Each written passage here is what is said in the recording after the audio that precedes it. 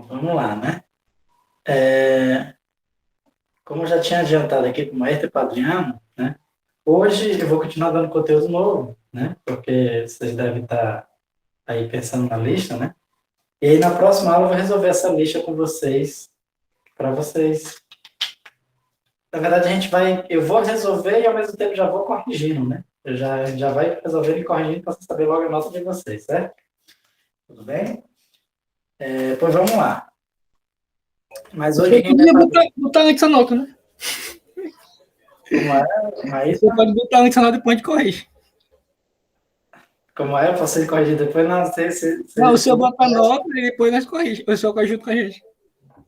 Ah, mas pode ser. Mas assim, depois eu dou uma olhadinha, verificar se está tudo feito corretinho, né? Mas vamos lá. Ó. O que a gente vai ver hoje, né? Não sei se vocês lembram, a gente está estudando o movimento de uma partícula em duas ou três dimensões, né? Na aula passada a gente até viu que alguns problemas, né? A gente usa coordenadas polares para descrever o movimento do corpo, certo? Deixa eu só fazer assim, que eu acho que... assim. O que a gente vai ver na aula de hoje? Nós vamos ver então, mais algumas grandezas que vão auxiliar a gente a estudar o movimento do corpo, certo? A primeira grandeza que a gente vai ver é o momento. Momento ou momento linear, certo? Linear. Depois a gente chama momento ou momento linear é a mesma coisa, certo? Isso aqui é o que no ensino médio o pessoal chama de quantidade de movimento, né? Não sei se vocês lembram, no ensino médio a gente chama de Q. Quantidade de movimento é massa vezes a velocidade, certo? Mas, né, não sei por que no ensino médio eles chamam de outra grandeza, mas o nome correto, né, a gente vai estudar o movimento, é momento linear e a gente chama de P, né? É o vetor P, certo? Mas a definição é igual, né? O vetor P é simplesmente a massa vezes a velocidade, certo? Ou seja, ele é simplesmente a massa do corpo vezes a velocidade. Né? Por que a gente estuda essa grandeza? Né? Lembrando que geralmente essas grandezas a mais, né, que a gente aprende, que a gente define, né, é para facilitar o estudo, certo? O que acontece? O que é estudar o movimento? É a gente saber a posição, velocidade e aceleração. Né? Então, se você souber a força, você calcula a aceleração. Sabendo a aceleração, você calcula a velocidade, sabendo a velocidade, você calcula a posição. Certo? Ou seja, teoricamente não precisaria de outra grandeza a mais. Essas quatro aqui, elas são suficientes para descrever, certo? Lógico que é fácil assim do ponto de vista, digamos assim, teórico, né? Mas na prática, o que acontece? Essa equação aqui geralmente é muito complicada de resolver, né?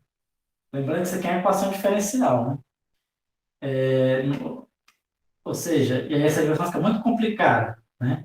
Então, muitas vezes você não consegue fazer esse procedimentozinho aqui, certo? Então, geralmente essas outras grandezas que a gente cria é para a gente, do ponto de vista da mecânica newtoniana, é para a gente complementar o nosso estudo, certo? Então, grandezas como energia, momento linear ou momento angular, que é o que a gente vai aprender, certo? Elas Ela serve para facilitar o estudo, compreender melhor o movimento, certo?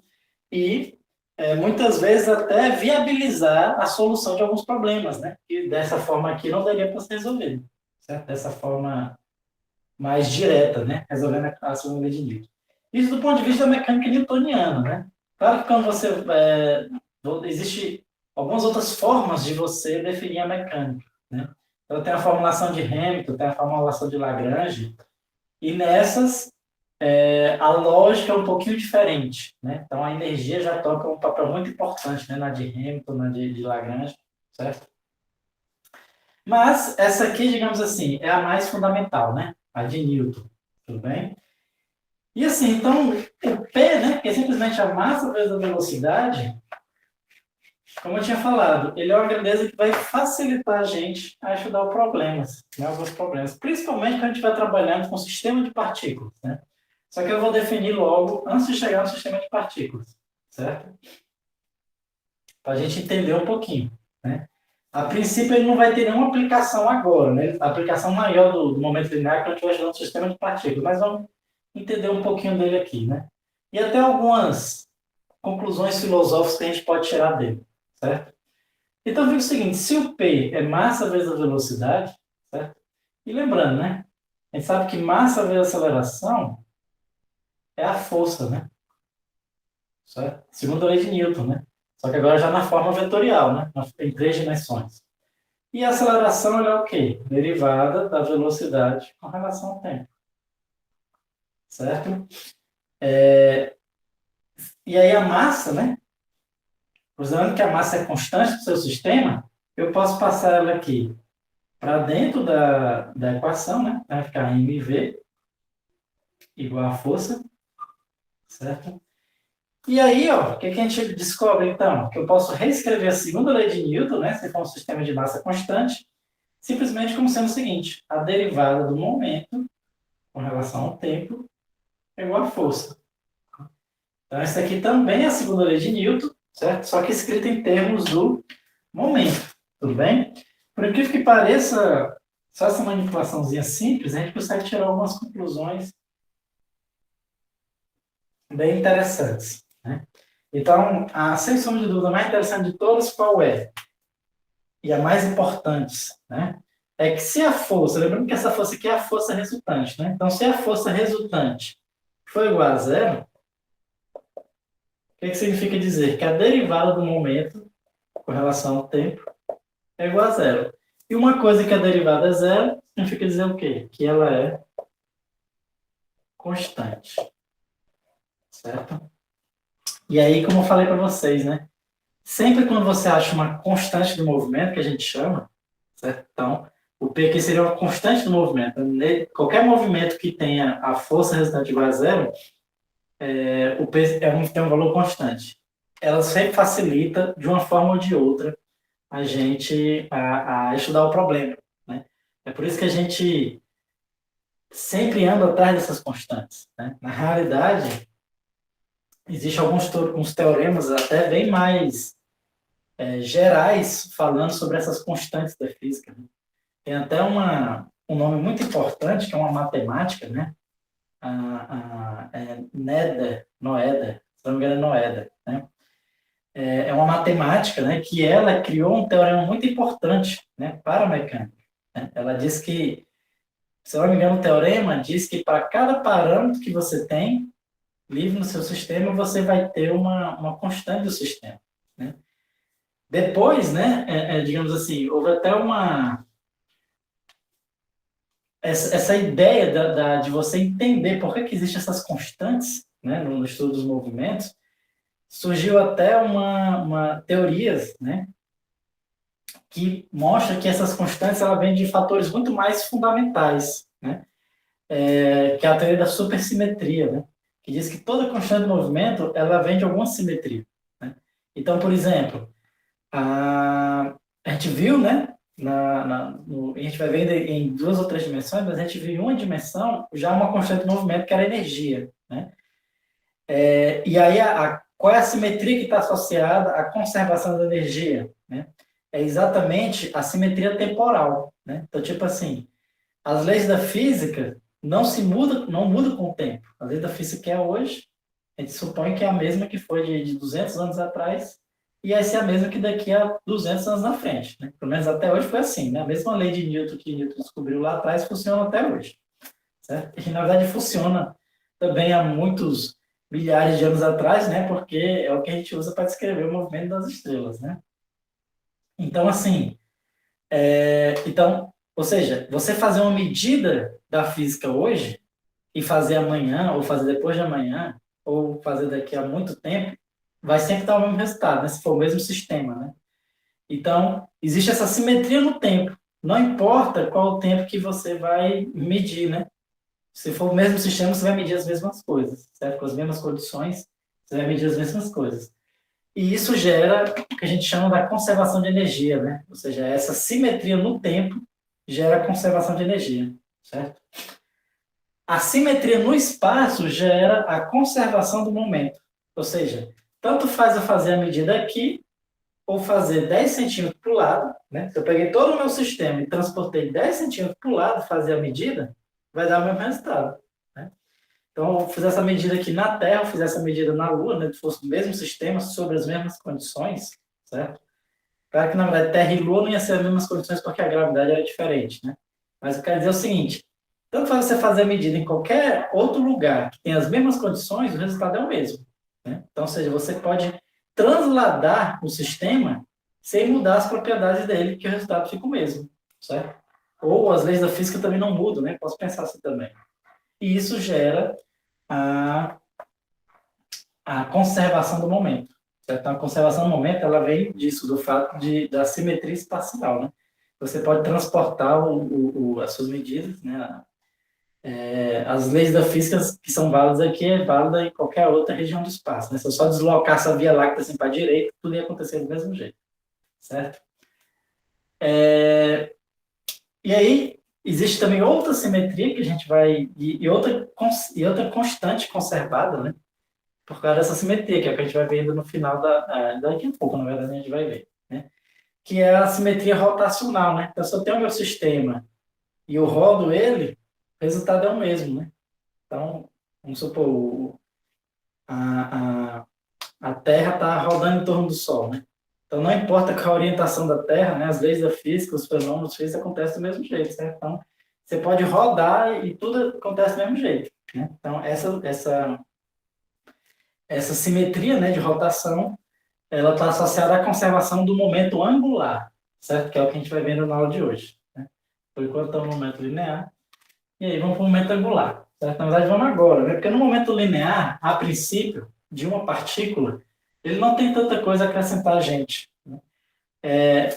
Na verdade, quando você está estudando o movimento de uma partícula, essa conservação aqui não vai lhe ajudar em nada, certo? A gente fala só porque lá na frente ela ajuda, quando a gente está estudando o sistema de partículas, né? Mas uma partícula, ela não é muito útil, tudo bem?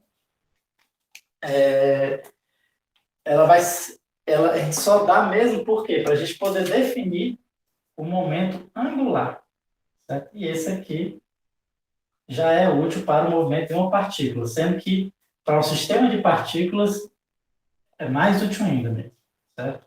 Momento angular, certo? Que é o momento angular, a gente chama de L maiúsculo, certo? Então, o que acontece? O momento angular, definido em relação a um ponto, certo? Então, o momento angular, ele é sempre definido em relação a um ponto, certo? Então, vamos supor que aqui seja a minha origem, certo? Eu tenho uma partícula que está descrevendo uma trajetória, não importa qual seja a trajetória, certo? E aí, né, se a partícula está nessa posiçãozinha aqui, né, esse aqui está o vetor R, tudo bem? É o vetor R. Vamos chamar esse ponto aqui de um ponto P, certo? Vamos chamar isso aqui de RP, né? Essa distância aqui, ó, de RP, certo? Ou seja, a posição do ponto P, tudo bem?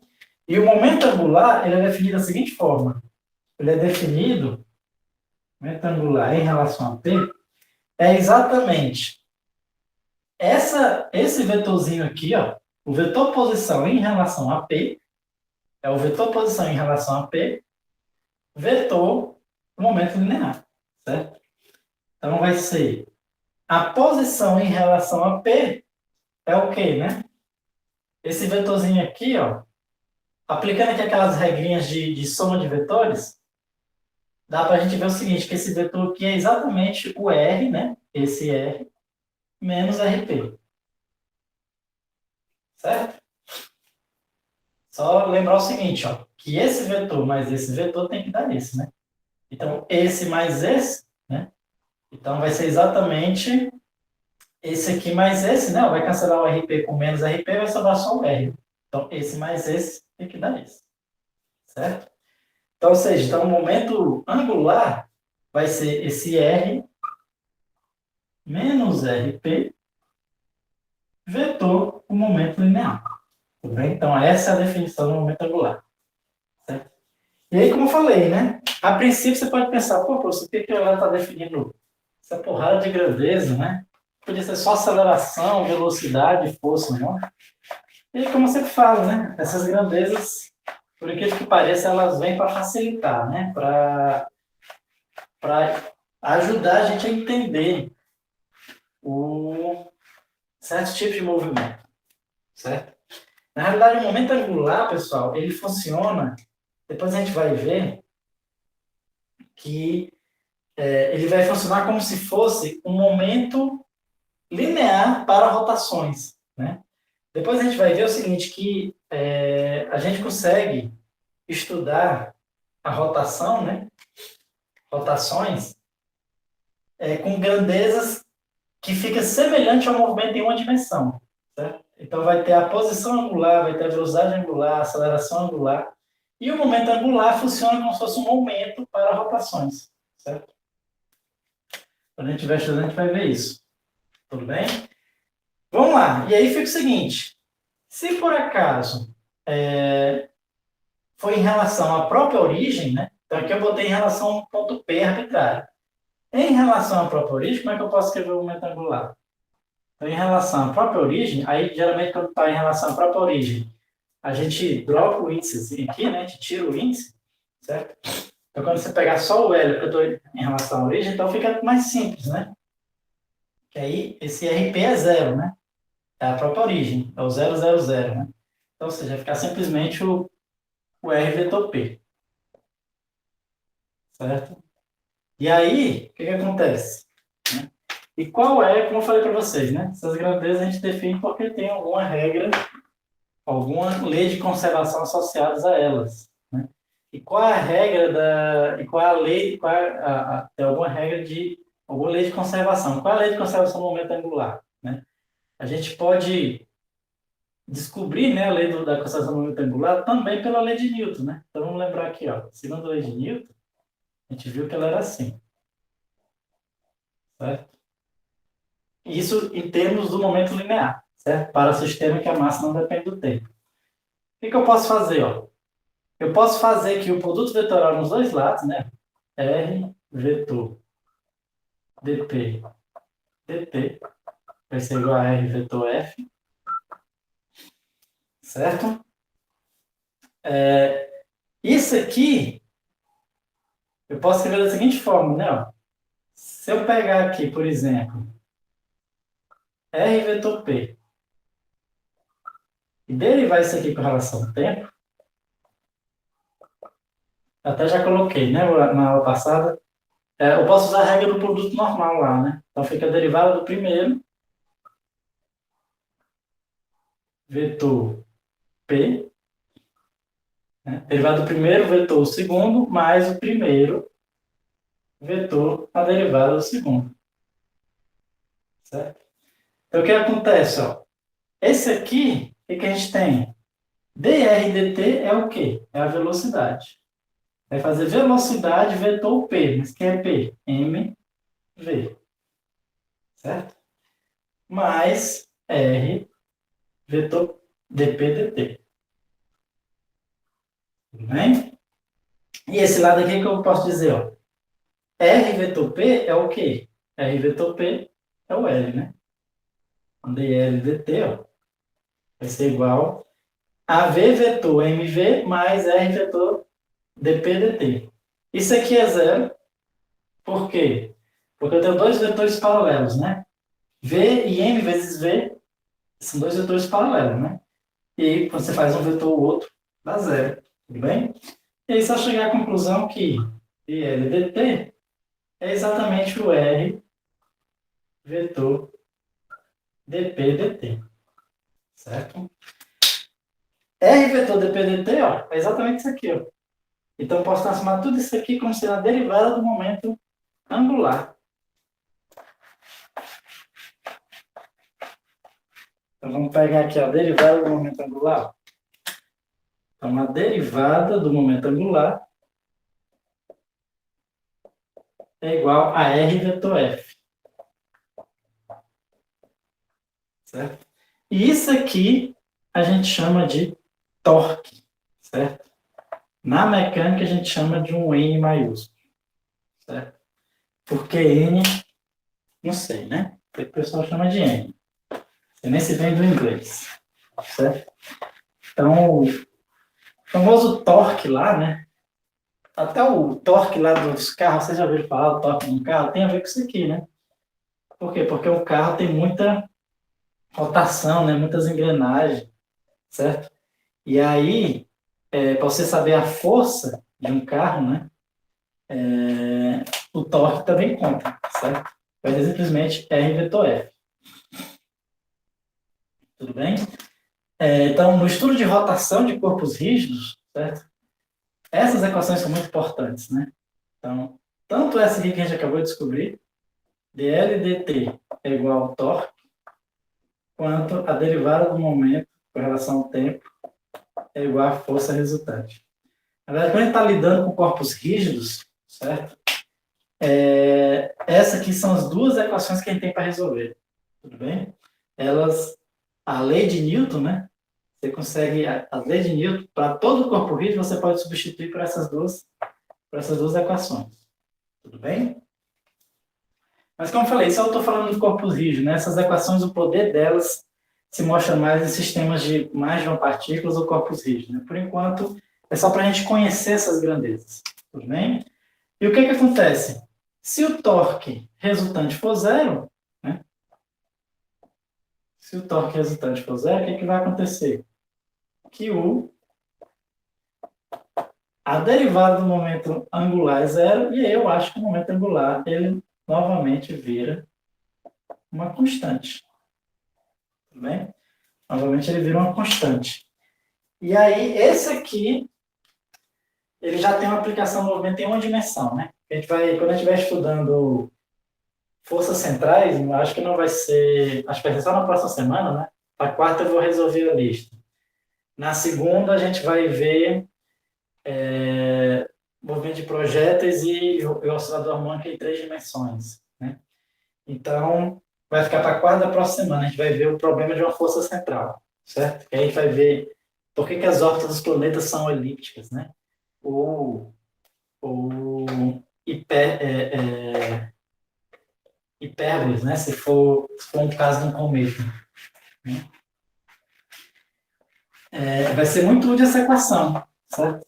Quando a gente é uma constante de movimento, né? O fato de, na força central, a gente vai ver que acontece exatamente isso. O torque dela é zero, e aí acaba que o L ela passa a ser uma constante do movimento. Isso aqui vai ajudar muito, simplificar muito o nosso problema quando estiver estudando um sistema de força central, certo? Só um detalhe, pessoal, quando vamos precisar também conhecer como é que a gente representa o L em coordenadas polares, né? Isso a gente está em 2 dimensões, tudo bem? Então, quando tiver um problema em 2 dimensões, certo? Então, naturalmente, né, só vai existir o eixo x e y, certo? Vamos botar aqui x e y. Vamos supor, né? Certo? Sendo que aí já fica um pouco complicado a gente poder definir o L como sendo o R vetor V, né? Por quê? Porque a velocidade com certeza está no plano, né? Então a trajetória da partícula, vamos supor que a trajetória seja algo assim. Então, uma circunferência mesmo. Né? Então, se for que a partícula está bem aqui assim, andando nesse sentido, a velocidade, vocês lembram da aula passada que eu falei que sempre vai ser tangente à trajetória. Certo? Quanto aqui é a velocidade. O vetor posição, ele estaria assim. Certo? O vetor posição, ele está assim. Né? E aí o R vetor V, né? Naturalmente, se eu fosse fazer aqui o R vetor V, daria um vetor no eixo Z, né? Vamos ver mesmo, fazendo a carga da mão direita, né? Então, o R está mais ou menos assim, o V está assim, estaria aqui um vetor no eixo Z. Certo? Meu L, ó, estaria bem aqui assim, ó. E aí já sai do plano, né? Já sai do plano. Tudo bem? Mas não tem. Então, o que acontece? Então, quando ele está em 3 dimensões, certo? O R vetor V, ele não faz sentido você falar no L vetorial, porque ele já estaria fora do plano, sendo que sua descrição do problema é só em 2D. Certo? Então, nesse caso, quando ele está só em um plano, né, coordenadas polares, a gente define o L como sendo a massa, continua sendo a massa, vezes o R, vezes a velocidade angular, aquela componente angular da velocidade. Certo? Que no fundo acaba dando a mesma coisa que isso aqui, certo, pessoal? Se vocês relembrar, né, na realidade, o que vai acontecer? Ó? Se eu pegar isso aqui em 2 dimensões, né, como é que era a velocidade em coordenadas polares? Né? Não sei se vocês lembram, a gente mostrou que era isso aqui. Ó. Era R, quer dizer, R ponto na direção radial, mais R teta ponto na direção de teta. Tudo bem? Em 2 dimensões. Né? O que acontece? Ó? E aí, o que vai acontecer é o seguinte. Se eu fizesse isso aqui, vetor isso aqui, daria exatamente esse resultadozinho aqui, né? Onde isso aqui, ó, é exatamente esse V teta, né? Certo? Ou seja, em coordenadas polares, eu posso escrever o meu L como sendo M vezes R vezes V teta, mas o V teta é R teta ponto, então fica M, R ao quadrado, teta ponto. Certo? Tudo bem? Isso aqui, como eu falei para vocês, né? A gente vai usar bastante. Vai ser muito importante, né, isso aqui para a gente, porque no problema de força central, a gente vai ver que isso aqui se conserva. Então, a gente tem uma relação entre o R e o teta-ponto, já de cara. Tudo bem? Relacionado com a constante. Então, vai facilitar muito nosso problema. Certo? Aliás, né, na realidade, essa conservação aí do momento, ela é utilizada incessantemente até hoje, né? Em vários tipos de problemas. Tinha alguns amigos meus, doutorado de alguns amigos meus, eles usavam isso aqui, né? Isso aqui era uma constante, aí chegava numa equaçãozinha física para resolver, e aí usava o fato de que isso aqui era constante, e aí a lei que descrevia o movimento estava para facilitar usando isso. Tudo bem, pessoal? Alguma dúvida em relação a isso aí? Essas coisas eu sei que pode parecer inúteis por enquanto, né? Eu tô Mas é porque quando eu começar a usar elas, né, quando eu precisar delas, por isso que eu preciso falar para vocês, né? Porque quando eu começar a usar, saber que eu já dei isso aí, né? Certo? E aí vamos só fazer uma descrição, falar um pouquinho agora da lei de Newton, certo? Eu já tinha adiantado ali, né? Da lei de Newton em 2 ou 3 dimensões, certo? Vou voltar assim, ó, em 2 ou 3 dimensões. Tudo bem? Então vamos só relembrar, né? Como é que era a lei de Newton? A lei de Newton é massa vezes aceleração é igual a força, né? Aquela famosa F igual a ma do ensino médio, né? Sendo que quando era um problema de uma partícula em uma dimensão, como foi que a gente viu? Que massa d2x dt2 é igual a força, certo? E essa força, eventualmente, podia depender do tempo, da posição ou da velocidade, certo? Não é isso, né? Desde que vocês estão resolvendo, vocês estão praticamente resolvendo essa equação aí várias vezes, certo? Mas o que acontece? Quando a gente vai para 3 dimensões, vamos lembrar, né? Quando você vai para 3 dimensões, o que vai acontecer? Agora a minha aceleração ela tem 3 componentes. Vai ser um AX na direção Y, mais um AY na direção J, mais um AZ na direção K. Essa força resultante aqui também vai ter 3 componentes. Então vai ter a força resultante na direção X, a força resultante na direção Y e a força resultante na direção K. O que vai acontecer? Que essa minha equação aqui, né, essa igualdade de vetores, na verdade eu vou ter três equações, né? Então, essa igualdade de vetores eu vou fazer, vou dizer que as componentes desse vetor é igual às componentes desse aqui. Né? Então, o que acontece, o que vai acontecer é que eu vou ter uma equação para cada componente, né? Então, eu vou dizer que m vezes o AX é igual a fx, m vezes o AY é igual ao fy, m vezes o AZ é igual ao fz. Certo? Esse aqui seria igualando cada componente dessa equação, certo? Eu transformando, colocando a derivada, né? Colocando a aceleração como sendo a derivada segunda da posição, o que eu vou obter? Então, eu vou obter, ó, aqui as equações diferenciais que eu tenho que resolver, certo? Para determinar a posição, né? Um fx, m, d2y, dt2, um fy. Naturalmente, né? Ou seja, quando a gente está um problema em três dimensões, a gente vai ter que resolver três equações diferenciais, né? Não era só uma, como era no caso de uma dimensão. Agora viram três equações. E, naturalmente, é mais complicado, né? Lembrando que esse tipo de problema é complicado, né? Então, não se preocupe que eu não vou passar coisas muito difíceis para vocês, não, certo? Eu vou sempre seguir mais ou menos esse nível que está nessa lista aí, né? Não sei o que vocês acharam dessa lista que eu passei para vocês, mas, pelo menos na minha opinião, né?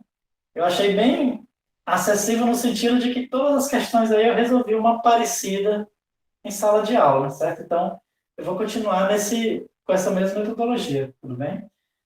E aí, ou seja, então, tem problemas aqui em três dimensões que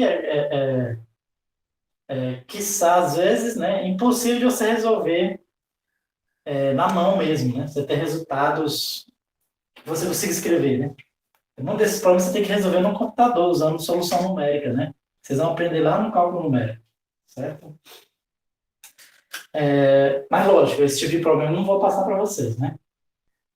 O importante é que a gente entenda isso, né? Que agora, em vez de ser uma equação diferencial, virou um sistema de equações diferenciais, certo?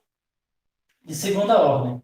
E agora essa força, né? Ela também pode depender da posição, do tempo e da velocidade. Mas qual o problema agora?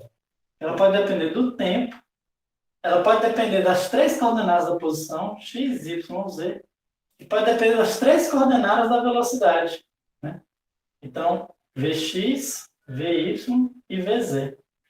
Todas as forças podem depender de tudo isso, né? Tudo bem? Então, ou seja, em termos de complexidade, né? Então, já é um problema bem mais complexo que aquele ali. Certo? Agora pode depender muito mais partículas. Tudo bem? Quer dizer, pode depender depende de muito mais variáveis, né? Um sistema que a gente diz que ele está acoplado, né? O que significa um sistema acoplado? Porque, por exemplo, aqui eu tenho uma equação diferencial que envolve a variável x. Só que ela pode depender da variável y e z ou das derivadas dela. Certo? Mesma coisa é o y, né? Então, ou seja, é um sistema que está acoplado. Para você achar uma, você tem que já ter achado a outra. Só que para você achar a outra, já devia ter achado a primeira. Então, isso está acoplado, né? Na verdade, você não consegue achar uma sem achar a outra. Então, e vice-versa. Então, você tem que achar as duas juntas, né? Esse é o que a gente chama de um sistema acoplado. Tudo bem? Então, assim, geralmente são problemas mais complicados. Né? Esses problemas mais complicados a gente também não vamos estudar, certo? Quer dizer, não vamos nem resolver, vamos de exemplo, porque às vezes não dá nem para resolver na mão, certo? Tem alguns casos que fica mais simples, né? Quais são os casos que fica mais simples? É quando você consegue desacoplar as equações, né? Então, o que seriam essas equações desacopladas? É quando as forças não dependem das outras variáveis, certo? Então, assim, ó, suponhamos que a componente x da força, certo? Só dependa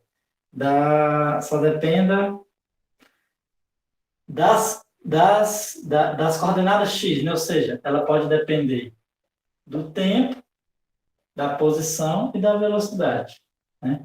Mesma coisa para y, né?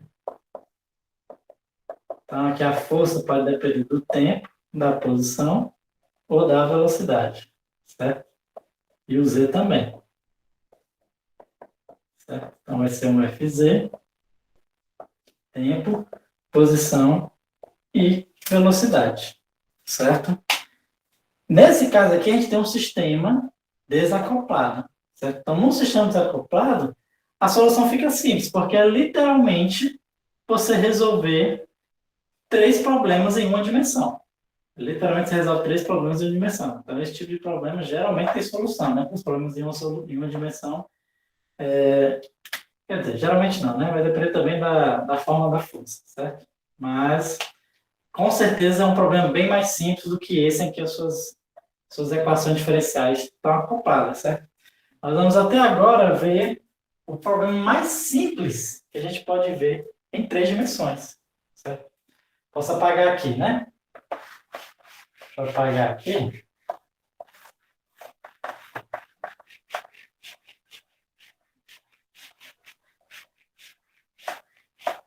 E aí vamos ver um problema mais simples, né? Que é o que a gente chama do movimento de projéteis. Movimento de projéteis, certo?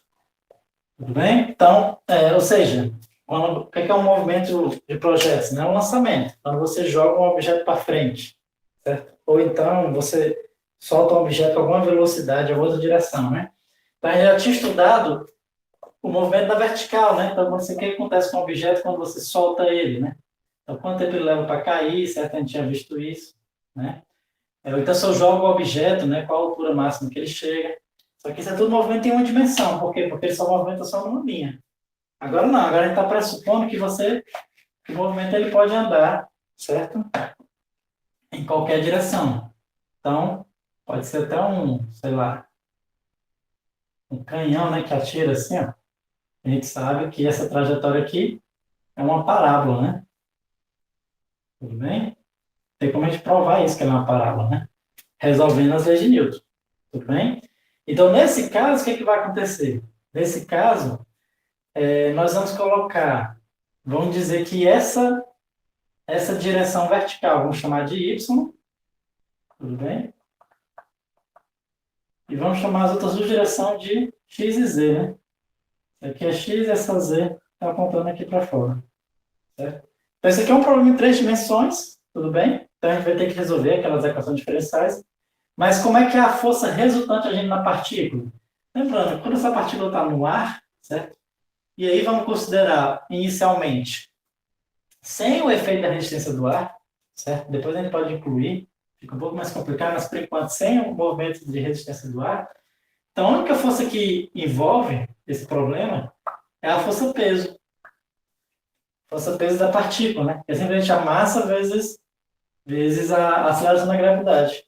Significa dizer que a minha força resultante é simplesmente, né?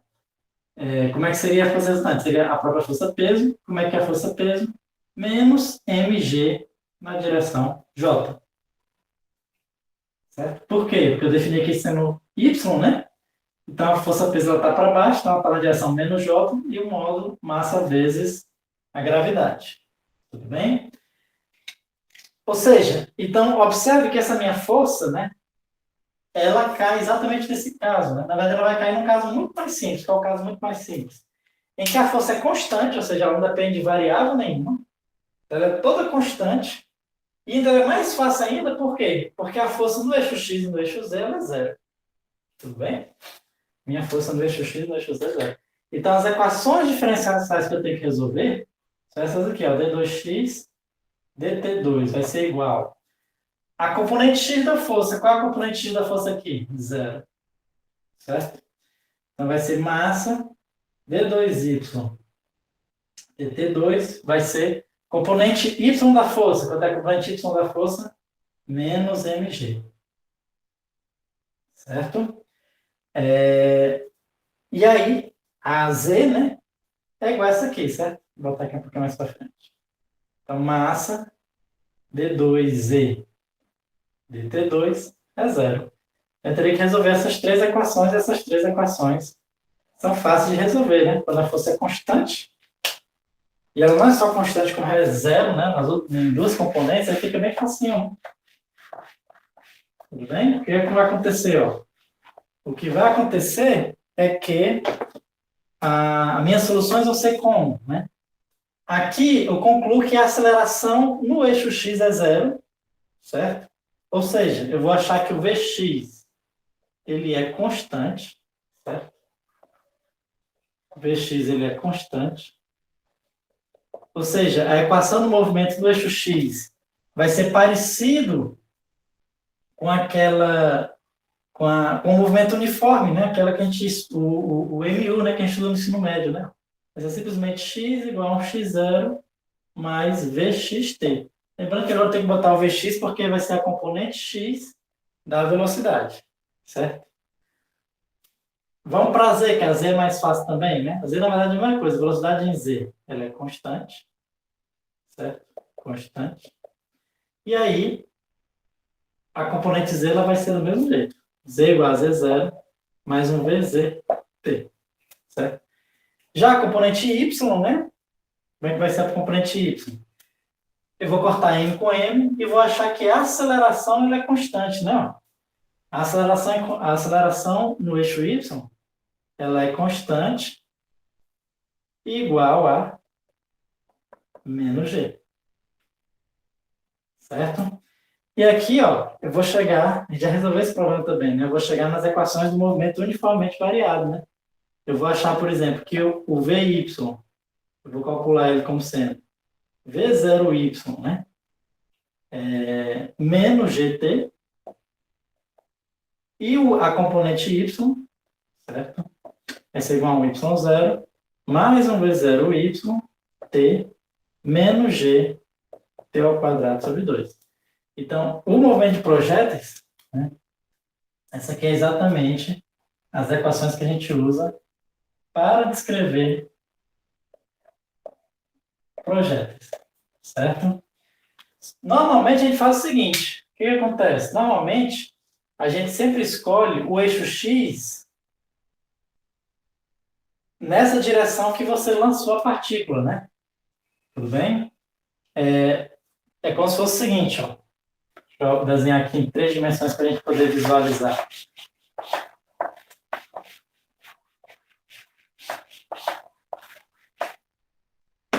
Suponha o seguinte.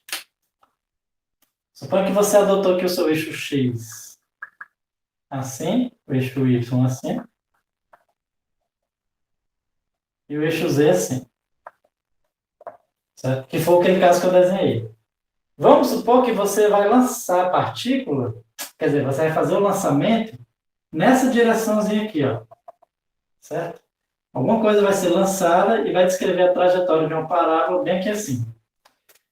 O que a gente convenciona? A gente costuma dizer o seguinte. Essa parábolazinha aqui, a equação que descreve ela é exatamente essas três aqui, ó. Essa e essa. Vai descrever exatamente o traço de uma parábola. Certo? Descreve exatamente o traço de uma parábola. Sendo que, normalmente, o que a gente faz? A gente sempre adota o eixo X na direção da parábola. Certo? A parábola, observe que ela pertence a um plano. Certo? Ela está aqui no plano. Então, por mais que você não escolha o eixo X, normalmente a gente costuma escolher sempre o eixo X de tal forma a coincidir com essa direção em que a parábola se forma, né? Não sei se deu para... está dando para enxergar. Difícil desenhar, né? Então, ou seja, é como se eu adotasse um novo x' aqui. E aí o z', que está bem aqui assim, né? Que ele está perpendicular ao x', certo? Acaba que ele sempre... A solução para o z' aqui, tudo bem? Ele sempre vai ser igual a zero, né? Porque a gente pressupõe que o z é zero. Eu posso, na verdade, não é que a gente pressupõe, porque eu posso fazer ele sendo zero, né? Como o movimento ele acaba sendo sempre num plano, eu posso escolher esse plano como sendo contendo o eixo Y e o x', né? Lembrando que eu estou fazendo uma mudança de variável de x, y, z para um x', y', z', né? Uma rotação aqui no meu sistema, mas o y coincide com o y', e o x' eu coloco sempre na direção dessa parábola, certo? Quando eu faço isso, o que acontece? As minhas equações ficam mais fáceis ainda. Por quê? Porque eu posso adotar o z0 sendo zero e a velocidade vz também fica sendo zero. Ou seja, nesse novo eixo aqui, se eu sempre escolher o meu eixo x na direção que vai do lançamento, aí fica só duas equações na realidade, né? Essa aqui vai ficar toda igual a zero. Então, ficaria o seguinte, em termos do x', seria x' igual a x0' mais um vxt, certo? Onde essa velocidade seria agora medida em relação ao vx', né? O y, que é a mesma y', né? É o y0' mais um v0y, t menos g, t ao quadrado sobre 2, e teria aquela equação da velocidade do y, né? vy agora v0y menos gt, certo? Beleza? O que eu quis mostrar para vocês é o seguinte, por mais que seja um movimento em 3 dimensões, eu sempre posso escolher meus eixos de forma que eu posso cancelar a equação do z. Eu não preciso resolver a equação do z, só para dificultar a minha vida. Eu posso simplesmente escolher o meu eixo de forma inteligente, de tal forma que eu só preciso resolver a equação do x. Então fica só assim, certo? E aí, como a gente sempre faz isso, né? Na verdade, tem livro que nem fala isso, né? Tem livro que só joga as equações do x e y, né? E aí a gente nem chama de x' ou y', a gente chama de x e y mesmo, certo? Tudo bem? Então, não precisa nem dizer que eu fiz essa translação, mas se o mais geral possível, né? As equações mais gerais possíveis são essas. Só que geralmente a gente escolhe nossos eixos de forma inteligente, que eu não preciso resolver a equação do eixo z. Eu preciso resolver no eixo x e y. Tudo bem? E essa aqui vai dar origem à parábola, certo? Então você lança uma partícula e vai dar uma parábola. Tudo bem? Vamos fazer o seguinte, como já está dando mais ou menos 1 hora de aula, vou fazer o seguinte, depois a gente fica por aqui, certo? Na próxima aula, eu vou mostrar que essas equações aqui conduzem a uma parábola. Na verdade, é razoavelmente simples a gente ver isso. Tudo bem? E aí a gente vai ver também o oscilador harmônico em 3 dimensões. Já vimos o oscilador harmônico em 1 dimensão. Vamos ver em 3 dimensões, na verdade não tem muita coisa mais a se ver não, certo? Porque acaba sendo 3 osciladores harmônicos em 1 dimensão, acaba sendo isso. Certo? Mas por hoje vamos ficar por aqui e aí a gente retoma o assunto só na outra segunda, porque quarta-feira provavelmente eu vou resolver a lista com vocês, certo?